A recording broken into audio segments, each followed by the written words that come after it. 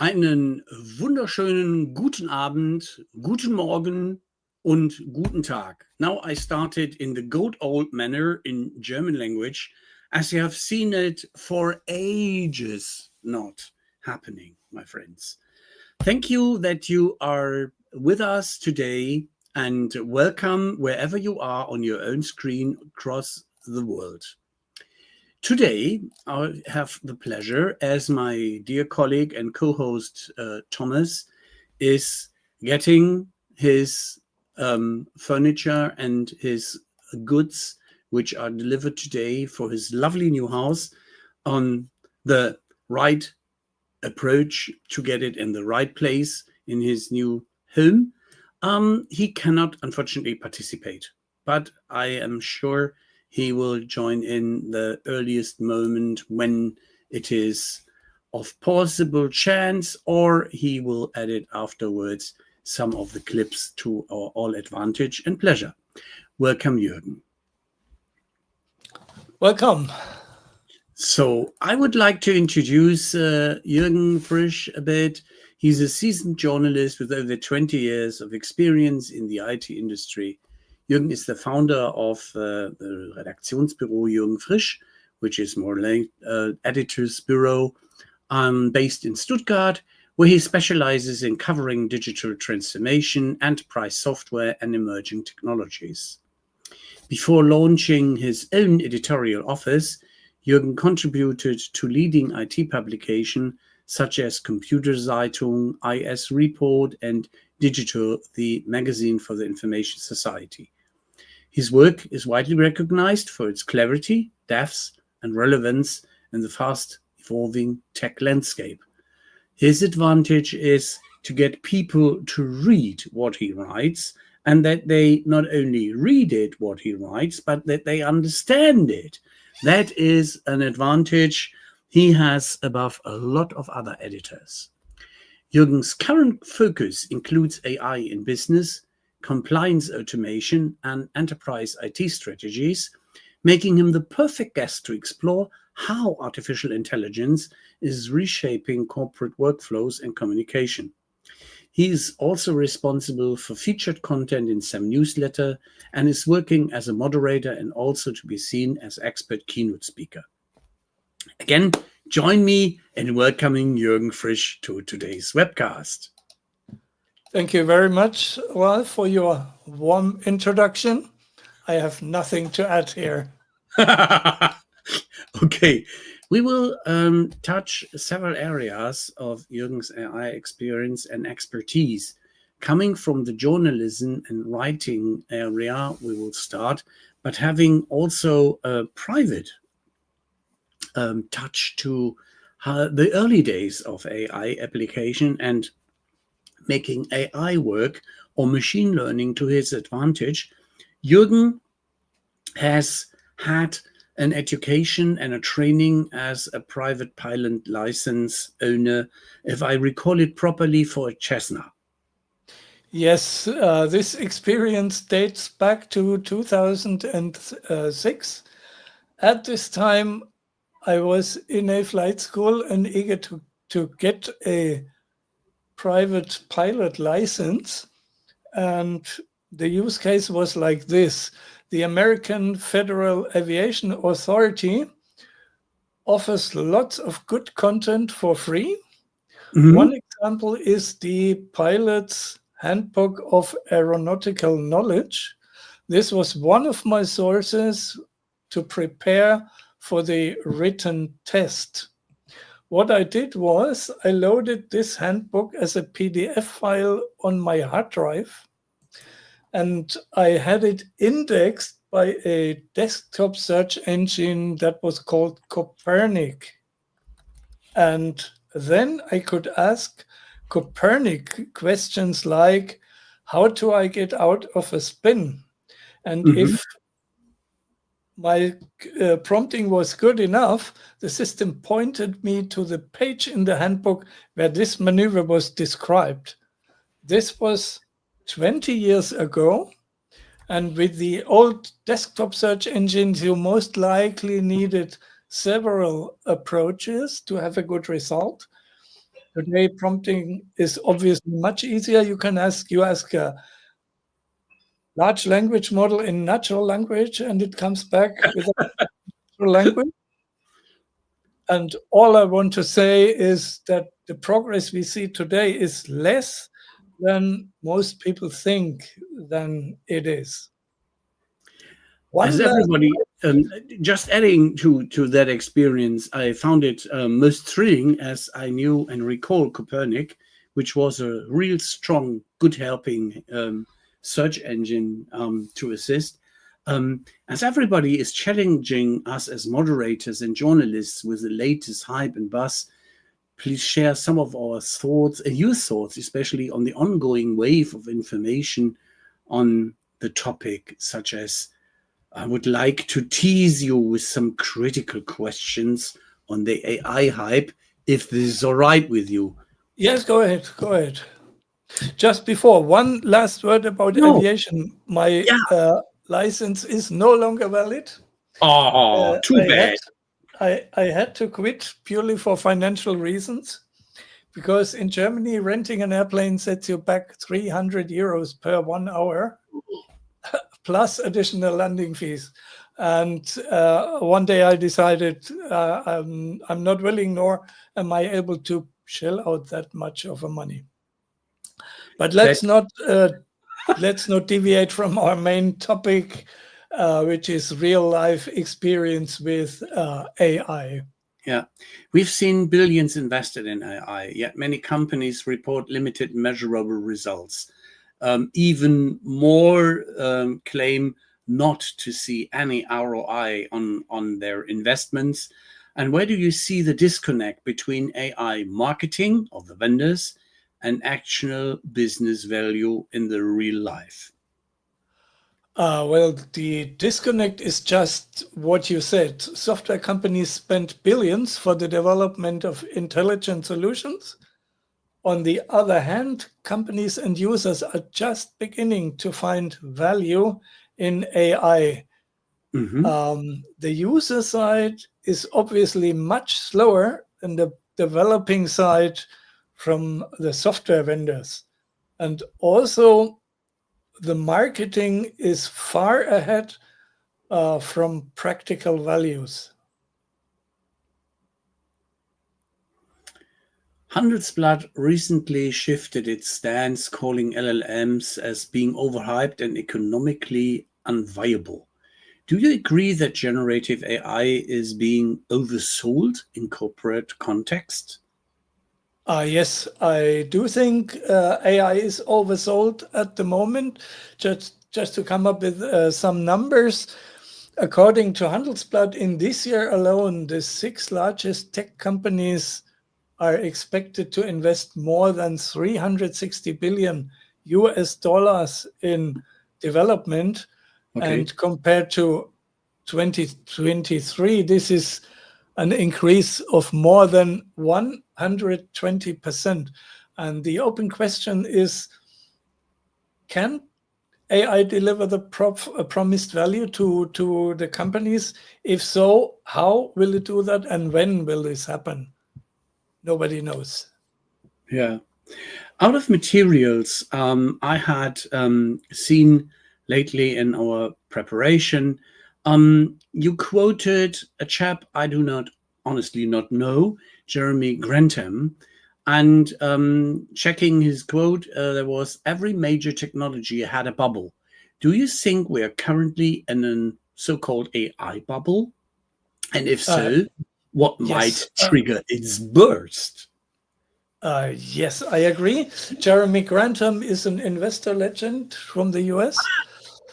And I agree with him that we are in an AI bubble at the moment, and the bubble increases day by day. Wow.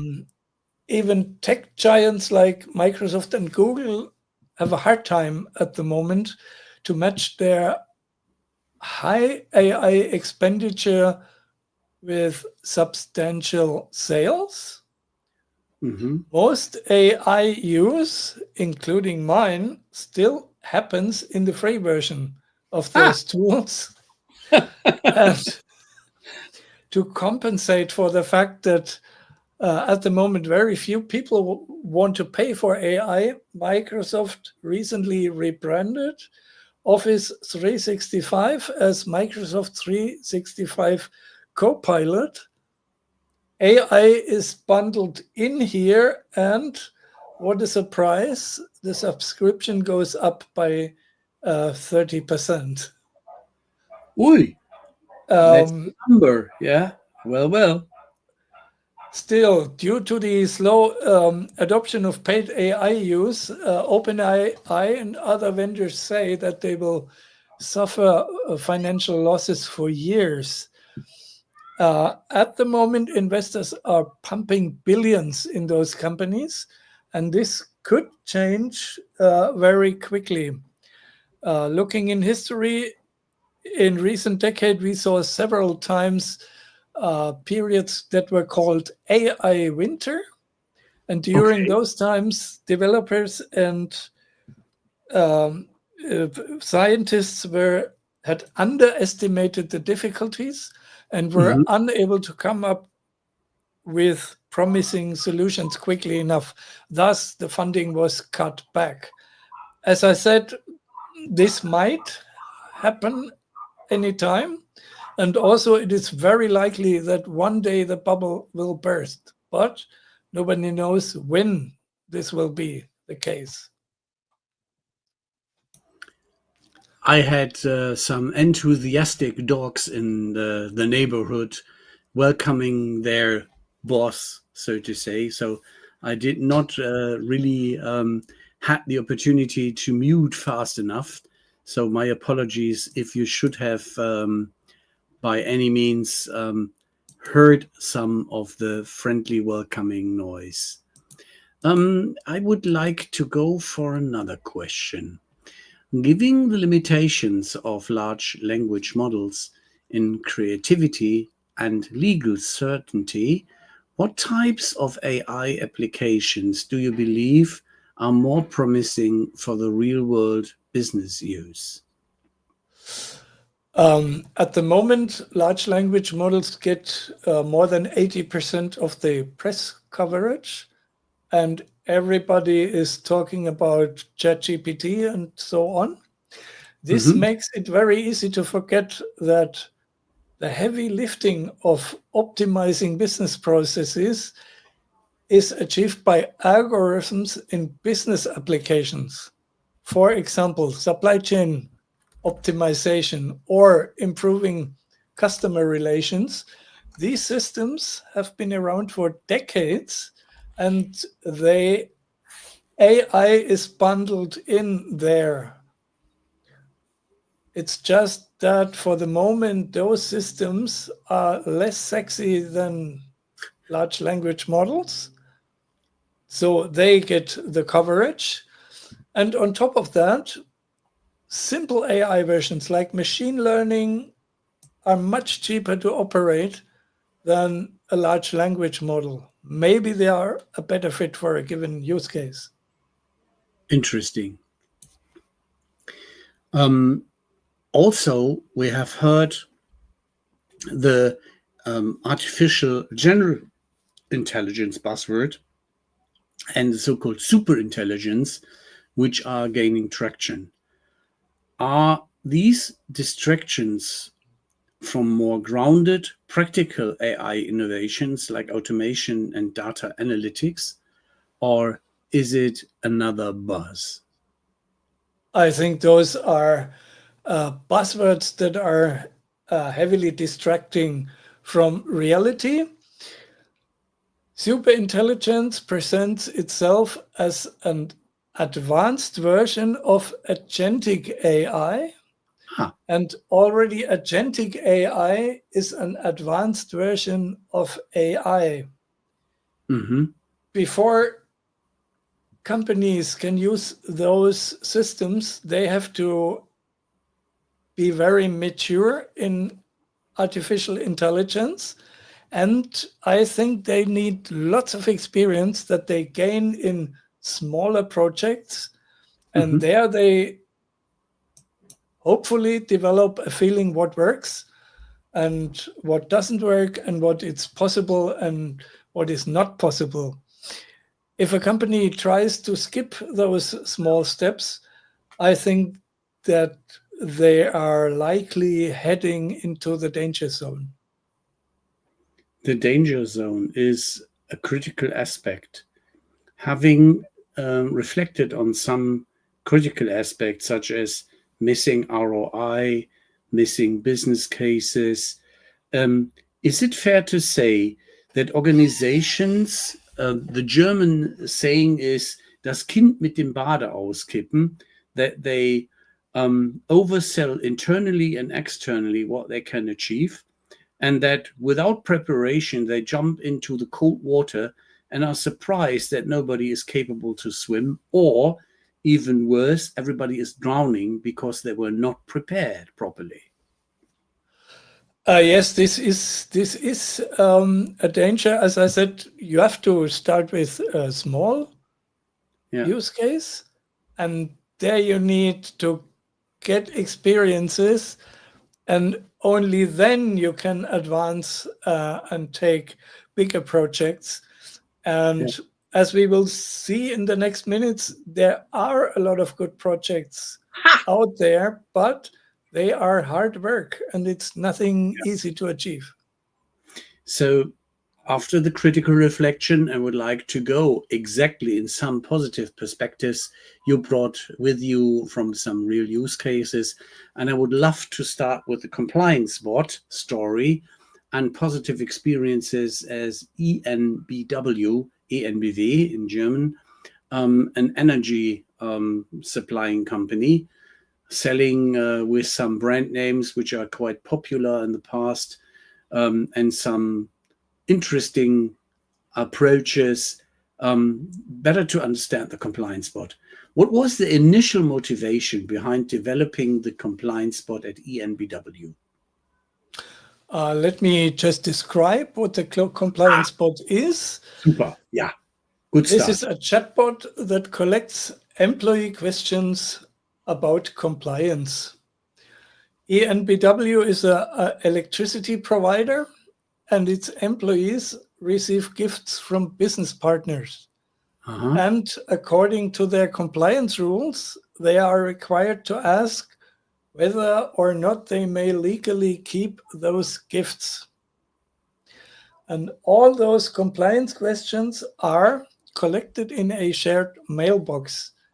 And the chatbot takes the questions from there and he writes an answer to those questions. And here comes the trick. The answer is not sent directly to the employee who was asking. It is sent to a lawyer who reviews the answer and corrects it if necessary. So this you have a very good quality. Yeah, and quality. Yeah. Where is the productivity increase? The lawyers say that reviewing the chatbot's answers is much faster than writing them. So the chatbot is a time saver. Wow, that's cool. And with the lawyer in the loop, such as the human in the loop, we do not have the tricky business with hallucinations, I catch. Yeah. Yes, I asked the member of the legal department how good the chatbot's answers are, and he said, yeah, they are very good. The system rarely hallucinates, and when it does, it's easily to be recognized by a member of the legal department. But still, they say almost every answer from the chatbot is amended just a little bit, maybe to be just a little bit more polite or giving additional information. So a little changes are made all the time, but still much faster than if they write the whole answer by themselves. It's a real helper that I like very much. If I go into projects, and I was wondering if you had the same experience, the side of the hallucination aspect and the precision, what we have just answered on the jurisdictional and legal perspective. How is it in the topic data quality and AI reliability? You mentioned the bot rarely hallucinates. What safeguards are in place to detect and correct those rare cases if he starts to hallucinate? Well, first of the bot starts out with having a very good data quality. Where is its knowledge base?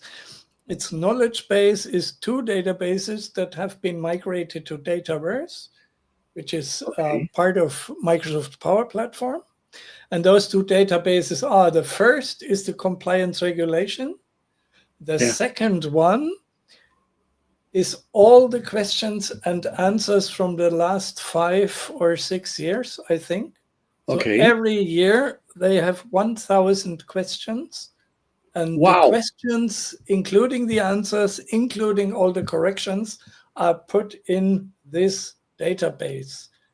And the legal department, people from the legal department, they maintain this database. That means we have one of the very rare cases where we can safely say it's 100% data quality, as every new question and answer is immediately written back to the databases. The system, the chatbot, will improve over time. Yeah. Wow. So they do have a real cool legal and safe and reliable approach found for themselves, and establish this also from the organizational parts, where in some organizations I have missed that they prepare the employees on the organizational requirements and skill set and what is useful to make sense out of the helping hand, so to say, the little Heinzelmännchen in your laptop. What is the setup of the Dataverse making it so effective from your perspective? And what is the advantage towards other systems? Making it effective, as I said, they have a very good data quality, and every new question is written back there. So it's maintained at a good level. And if the compliance regulations may change, they are immediately corrected in the database. So there's no wrong thing in there. So the effectiveness in this case, and not the efficiency, is the continuous learning and improvement of the bot, which makes it so attractive, if I understood you right. Good. Yes. Fine. And also, if they have to find a way, if the rulings change, if the compliance rules change, they must find a way that the bot forgets the old, what he learned before. How do they establish a technology and innovation culture? How does EnBW's innovation culture, especially the use of local platforms, support the projects like the compliance bot? They use low code as a way to engage citizen developers. Okay. And all members of the business department are encouraged to work with low code to set up workflow automation. And the company uses a guided approach that means the IT department, first of all, explains how their system is used, and then they help citizen developers. And of course, they correct any mistakes. On top of that, they have a weekly consultation hour where the citizen developers can ask questions and get answers from there. And I think, go ahead. The role of the citizen developers in shaping the AI drivers and tools at EnBW, I guess you tried to explain already, and I was simply trapped by that I got so fascinated, as you did not mention any specific tools where they do their citizen development with. The tools they use, they are working with the Microsoft platform, Microsoft Power Platform. Okay. And talking about citizen developers, those are tech-savvy members of the business department who are quite comfortable with low code. Okay. And they are key users who pass on their knowledge to colleagues. And as I have seen, this is a very effective way to engage more and more employees in this innovation. Yeah. I learned from schools and from happenings such as in IT weeks and any stuff like that. Or, for instance, as we had the COVID pandemic, that we have had a hackathon.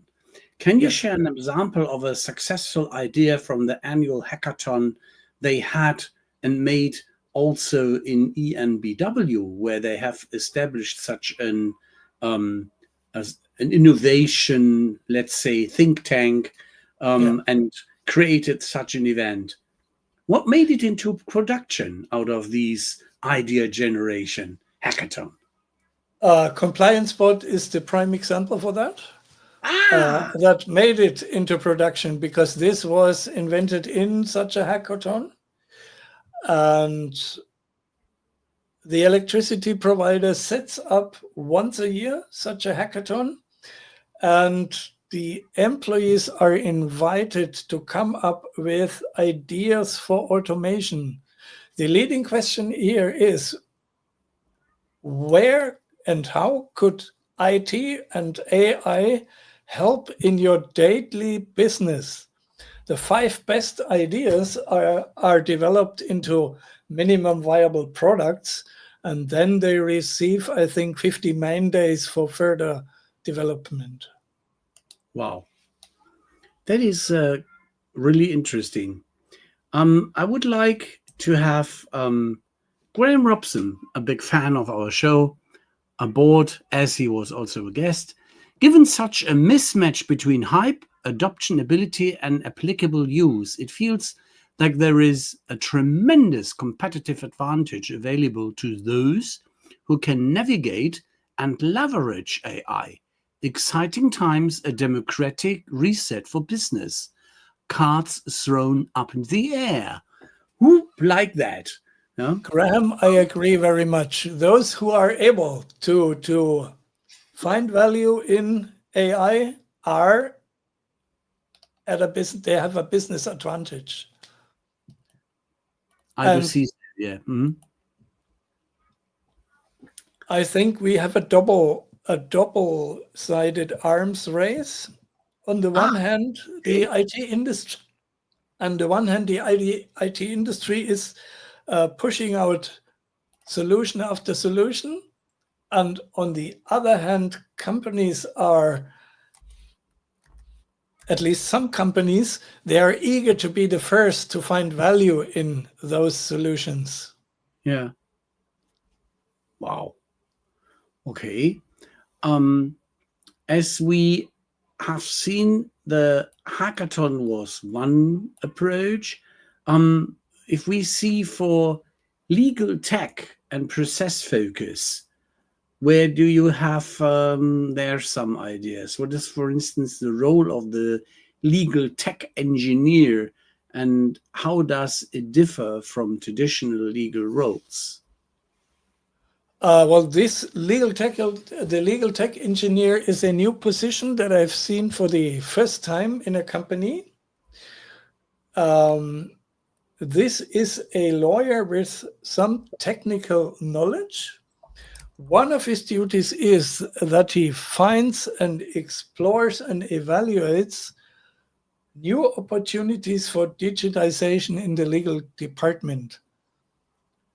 And that means this electricity provider actively empowers its employees to look for new opportunities for automation. I think this is a very effective innovation culture. Cool. As we have started with some critical aspects, we went into that specific compliance spot story. I would like to go I would say, have a look in the crystal ball. Looking ahead, what's next for the compliance spot from your perspective? Are there plans to expand its capabilities or its scope? Yes, there are. Well, the electricity provider constantly looks for possibilities to automate more processes with IT. Mm-hmm. And one example that did not make it into production was the AI-based comparison of different advisory opinions. I have to explain the use case here. Please. The electricity provider is operating wind generators, and they are constantly looking for new sites where they can install such turbines. Mm-hmm. And once they found a promising place, they are Mm-hmm. required to come up with 2 independent advisory opinions that, for example, about the wind assessment and about possible dangers to the environment that those generators might create, for example, if they are killing birds or not. Yeah. And they end up with 2 documents, each of them 60 to 90 pages long. And they have to find out where both documents say the same and where they are different from each other. And this is found out by answering leading questions. And up to now, this is done manually. The results are then put into an Excel file. And the plan was to have AI compare those 2 documents. And this use case was also developed into a minimum viable product, but it has not been put into production. I cannot tell you why. Okay. Where do you see the role of AI evolving in legal departments in general over the next 3 to 5 years? Not only focusing on that energy provider, but also other organizations. Generally, I think the use of Gen AI in the legal departments or in court will expand. Today, we have a chatbot, a compliance bot that answers relatively simple compliance questions. In 2 or 3 years, we might have much more advanced systems that tackle much trickier questions. Mm-hmm. And if this evolution continues as it does, we will one day end up with a system that is able to propose a ruling for a judge in court. Yeah. Today, this is far out, and we should never rush it because we have seen big projects fail in the US. And in the US, early AI systems were used to help judges to find rulings. Yeah, genau. And this was way too early. These systems were found to be heavily biased. Black people were sentenced harder and also sentenced more often than white people. And this is not a good thing in court. So therefore, do not rush it.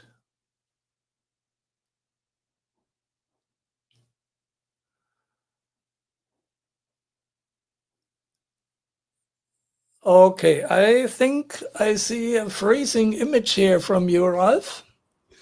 Now I would say we had a short disconnect. So I would like to step back to where we were kicked by our internet connection. Again, it looks like a dropout on your side.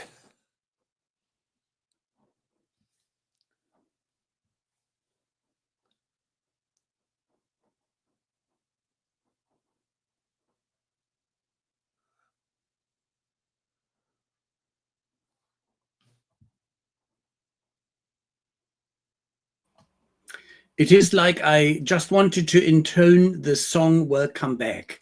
Yeah. Such as Welcome Back Cotter. And this I could sing Welcome Back Internet. Now, we have had some incidents today, 5 to be precise, and it was not to my liking. That it happened and got me into real trouble in customer presentations. And again, this evening. Now, Graham is asking us again a question. Jürgen, do you see the compliance space likely adopting AI-powered biometric identity verification methods similar to those used in the financial service industry? Interesting question, but I have to admit that I don't have any information here. I know biometric verification, but I don't know the applications you are talking about. So we have that question in the room and in the universe. So if there are some of our followers and visiting guests which have some more input for us, that would be an interesting aspect, just with a positive reflecting gut feeling. What is your take? As the financial industry is always looking for more security, from my end, I would have guessed they would try to get in more some science fiction or spooks technology to get safer. At least now I can come up with an example that I see in my online banking. You have to verify yourself on your cell phone, and you have you can do this by pressing your finger there so it's reading your digit. And this is used as a way to verify that you are who you pretend to be. Yeah, that is one step forward. And yes, I recall that these banking applications, Sparkasse app or something like that, that this is in that direction. Yeah. If we would be a startup or a young company, what advice would you give to the other companies looking to implement such a similar compliance solution? Maybe let's talk about AI in general, because it also applies to to your question.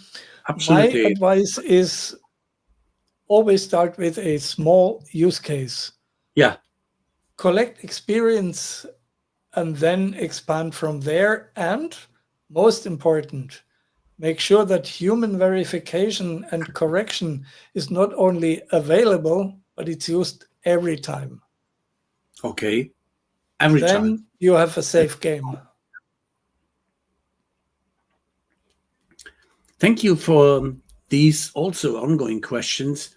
And I would come to a complete interesting other topic as what we are living and doing and have as not only our hobby, but you as a profession, being a podcaster, and how is AI in podcasting utilized, and where do we have there some findings and out of real day work and real day business. Being a moderator and working as a radio journalist, you have seen a lot of trouble these days, and in the earlier days where we had non-AI support. How do AI tools like the Adobe Postcard AI or Isotope or others enhance audio quality, especially when dealing with poor recordings from platforms like Microsoft Teams or Zoom? Can you give us here some input? Yeah, I have to explain the use case here. I started podcasting in the COVID era. During this time, almost all interviews were done via Microsoft Teams or Zoom, or even via Skype.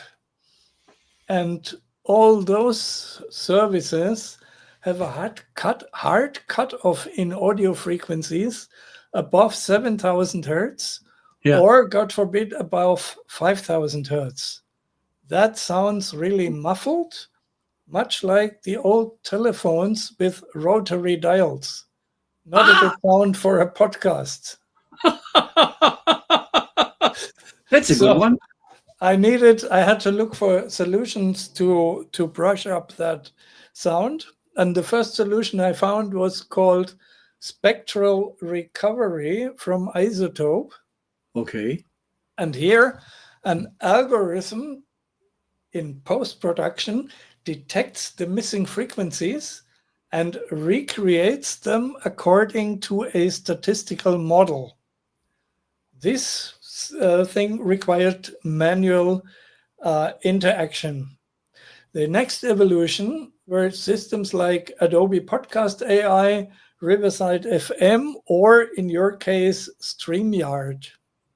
Those systems use less compression on the audio signal. They cut out less, and still they recreate the missing frequencies automatically without any human interaction. Wow.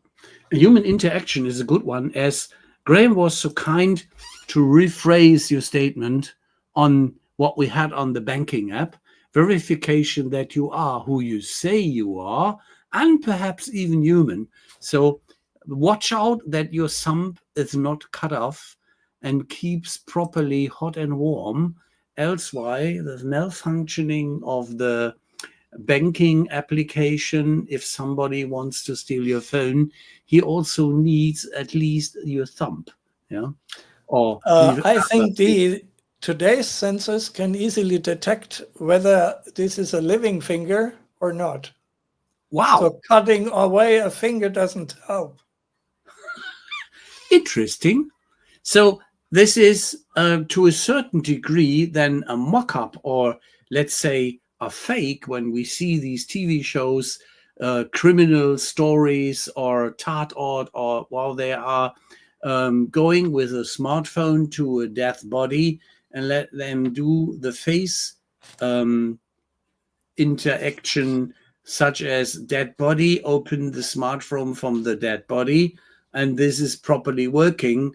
And surprise, surprise, you just tell me, if it's dead, it won't function any longer, even with face recognition. Yeah.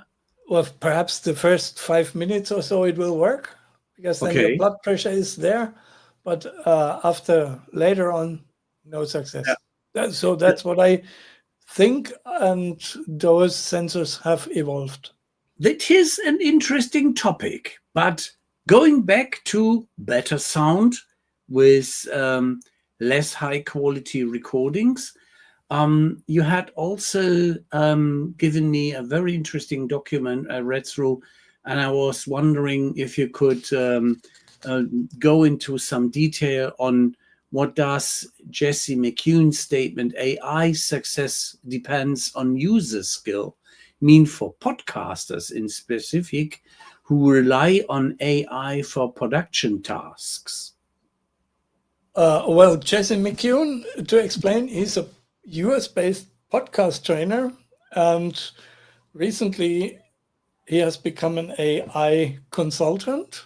Okay. And he says, I have to get the quote right, the success of AI is directly related to the skills of a user on a specific job.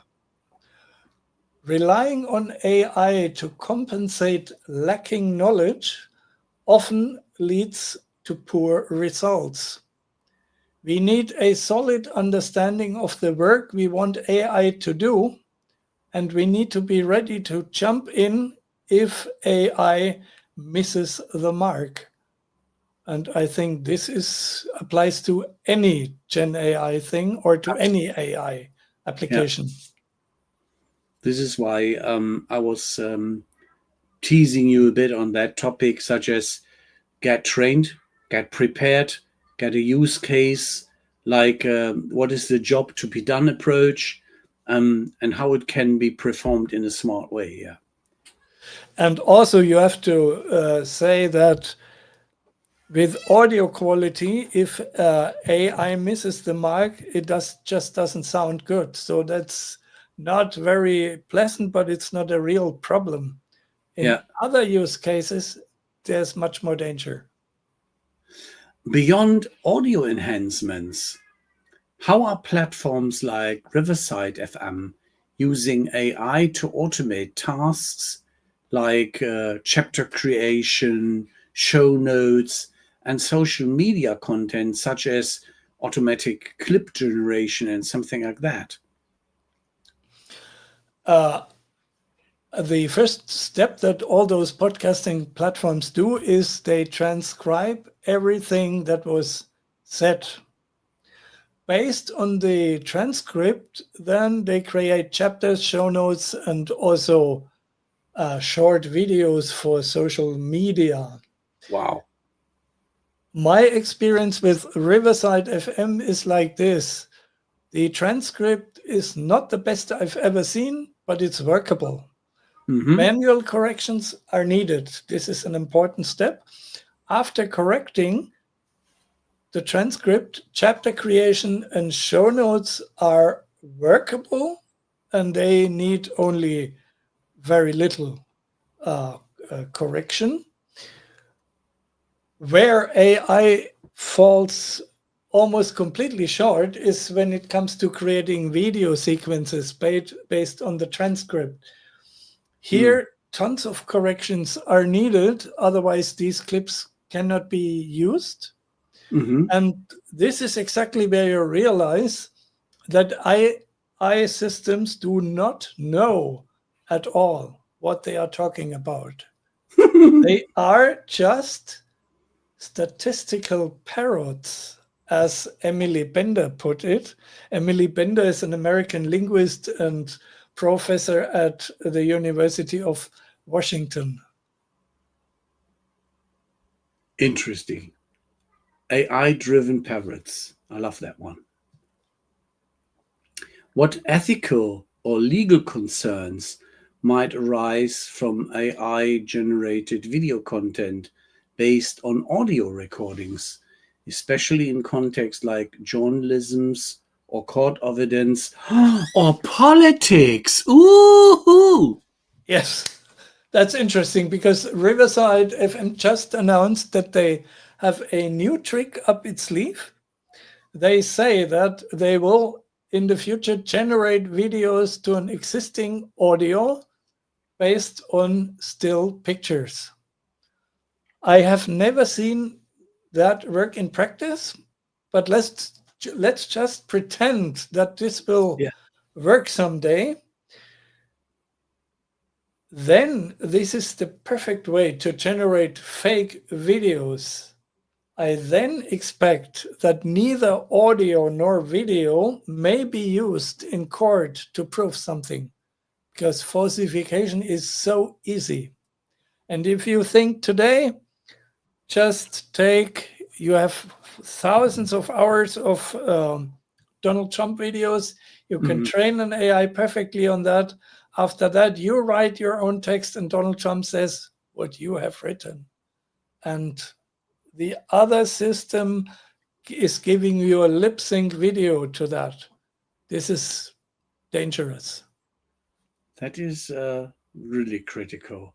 We have had discussions on this with John Reed and Dr. Michael Wu, but just to collect a bit, as we are quite good in time, we can have some, let's say, free flow in the last 10 minutes, as I would like to have your honest gut feeling doing your speeches at some leading conferences and writing up some articles as well.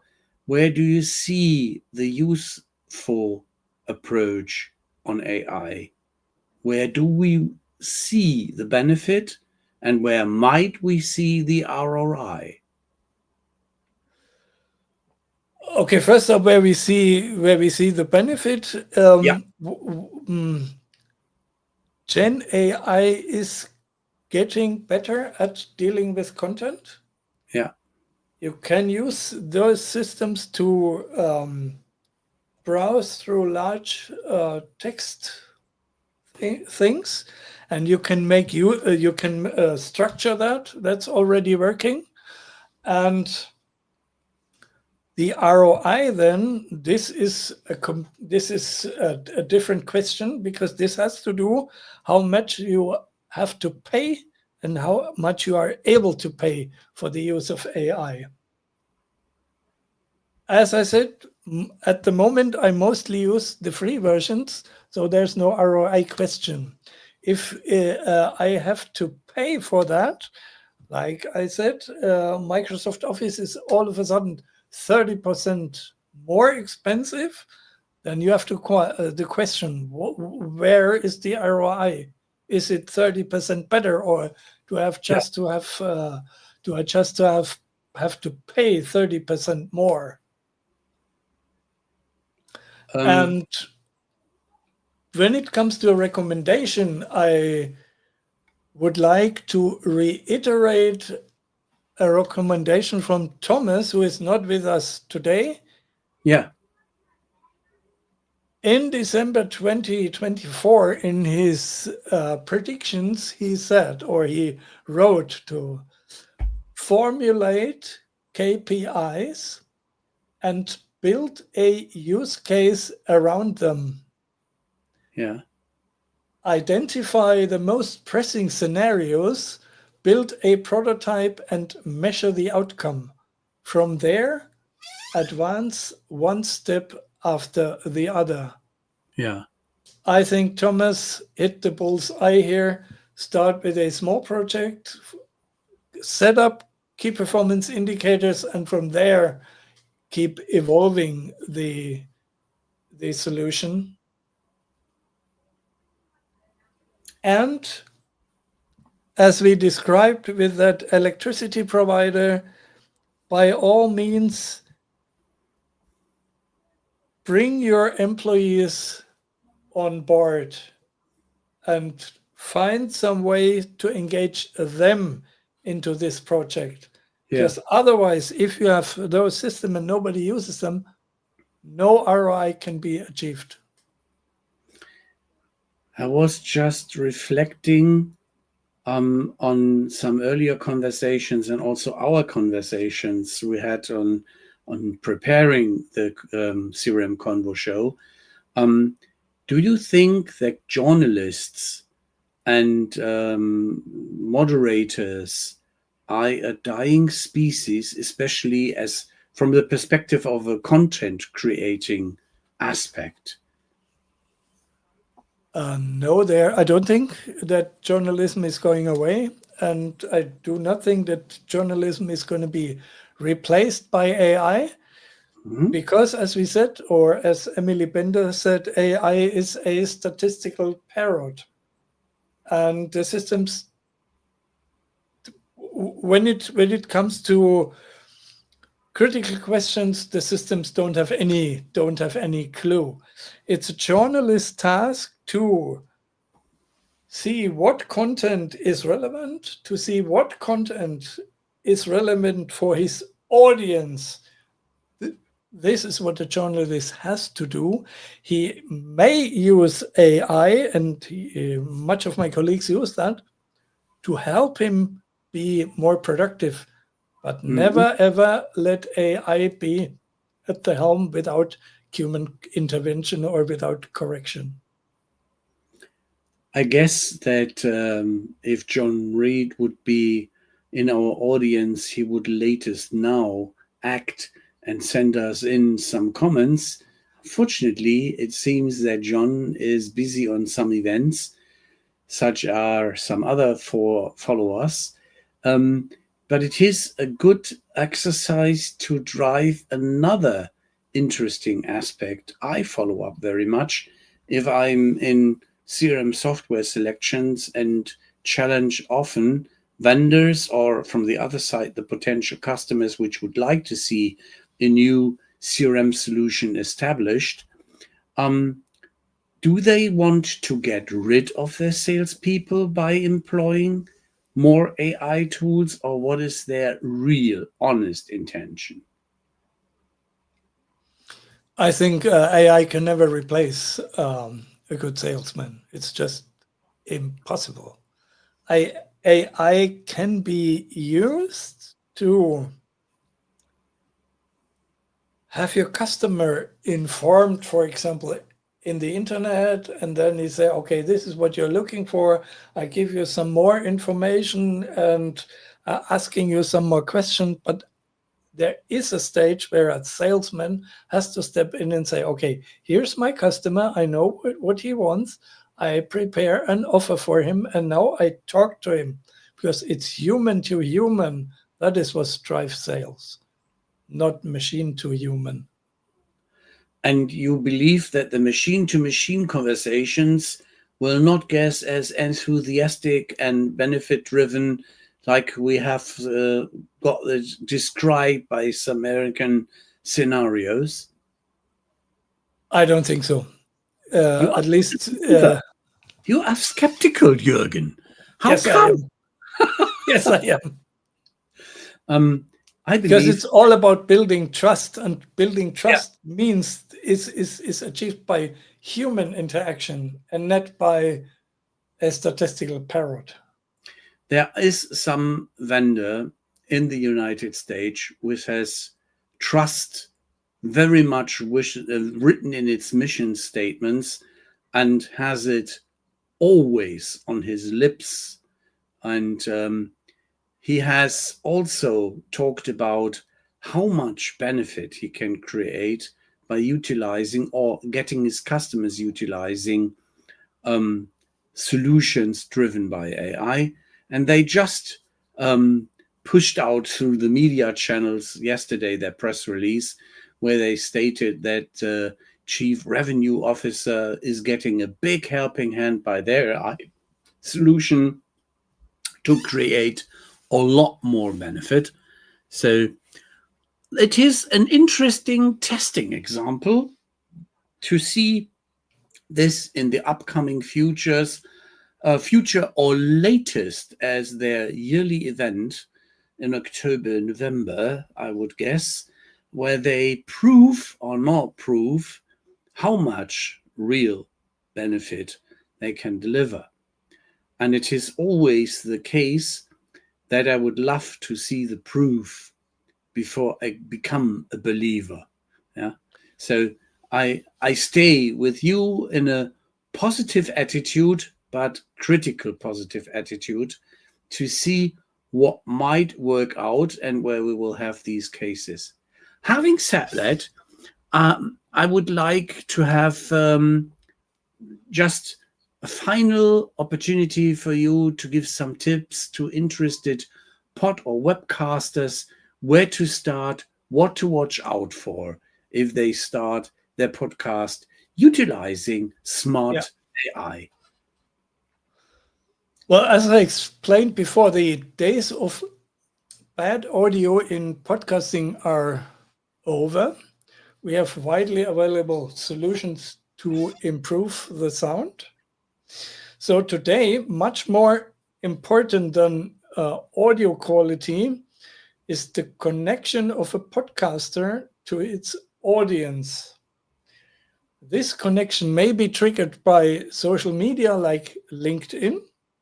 And on top of that, you likely need some sophisticated marketing. Even with that, I think it will take time to build an audience. Remember how it was with CRM Convo? You didn't start with a big audience on day number one. No, You had a definitely small not. audience. So my advice to podcasters is do not be discouraged if you are starting out and only have a handful of listeners or viewers.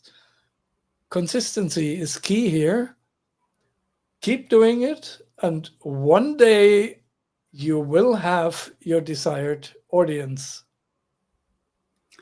That is a fantastic closing. Thank you very, very much, Jürgen, for your time and insight. And that's our CRM Convo for today. The hour just flew by. I was quite thrilled to see that we came through all the topics we have thought of, digested, and checked up so far. Thanks very much for being with us this week. Thanks all guests which are still present and we didn't chase away. Thank you, Gordon, for being such a Graham Gobson, Graham for being such a reliable visitor of our show and also delivering some comments. Thanks, Jürgen, for your time and insight. And please tune in next week when we dive into everything about customer experience journeys, outcome-based experience management with our guest, Trent Rossini from Incuba. And we look forward to this as we have known him from some other experiences, and we know that he is a former colleague to some of our other guests around Gay Gerber, around Graham Hill, and Dr. G and him are in a certain continuous rhythm writing posts and commenting on each other's posts. So it's going to be an interesting show. I look forward to this. Please take care, keep up the positive vibes, and we love to see you next Tuesday. Same scene, same time, same screen. Thank you very much. And now we will end our stream. Bye. Goodbye, and a big thank you from my side to all listeners and viewers. Now we go backstage.